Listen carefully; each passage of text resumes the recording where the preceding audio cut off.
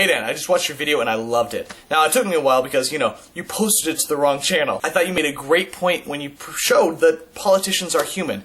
It's so easy for us to think of the politicians as the other, because they're not here. But at the end of the day, a politician is just a person. I think you and me both believe that human nature is, at its core, decent, that we put on the perversions inside of us. So I do believe it is unfair to think that our politicians are pure, self-interested monsters. There are some of those out there. I think several of them are running for president right now. But most of them actually want to make the world better. Speaking of some of the politicians who truly do want only what's in their best interest, Donald Trump is skipping the debate tonight, and it's probably a brilliant move. It shows that he doesn't play games, that he's anti-establishment. And I'm fascinated by this idea. Anti-establishment has taken off in American politics.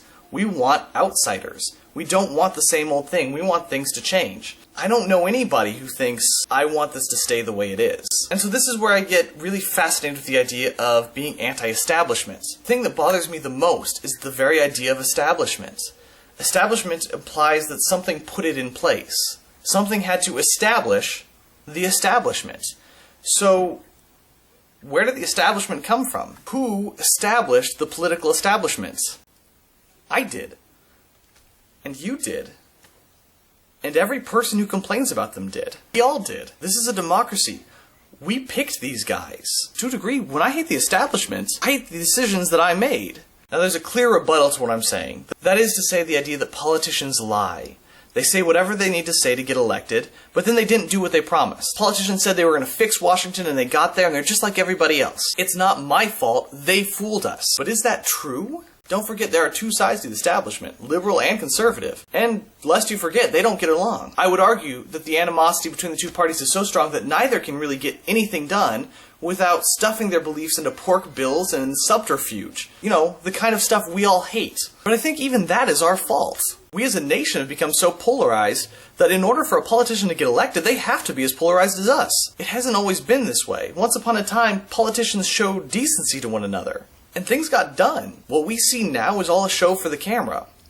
But it's a show that we demand. We want our politicians angry like us. Angry about stuff and things. Why are we angry?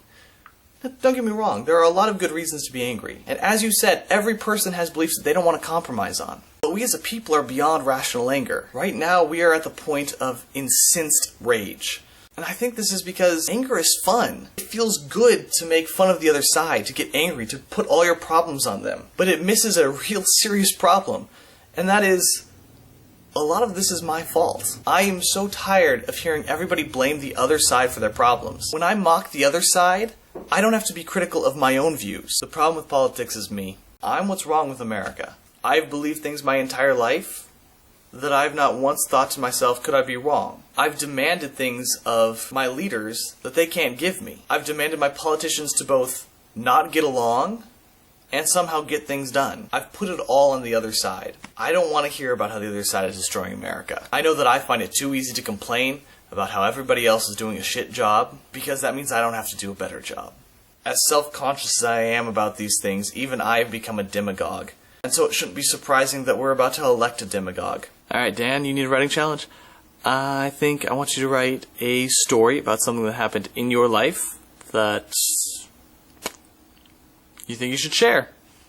I don't care how long it is. Have a good one.